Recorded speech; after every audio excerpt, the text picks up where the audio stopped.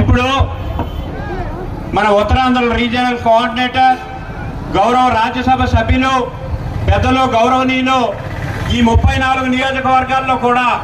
మరి పోటీ చేస్తున్నటువంటి వైఎస్ఆర్ కాంగ్రెస్ పార్టీ అభ్యర్థులను కానీ మరి పార్లమెంట్ అభ్యర్థులను కానీ గెలిపించడం తన బాధ్యతగా బుధస్కంధాలపై తీసుకున్న గౌరవనీయులు శ్రీ వైవి సుబ్బారెడ్డి గారిని ప్రసంగించవలసిందిగా కోరుతా ఉన్నాం. అనకాపల్లి పార్లమెంటుగా ఎన్నిక అభ్యర్థిగా గౌరవ ముఖ్యమంత్రి జగన్మోహన్ రెడ్డి గారి ఆశీస్సులతో పార్లమెంట్ అభ్యర్థిగా నిలబడ్డ బూడి ముత్యాల నాయుడిని,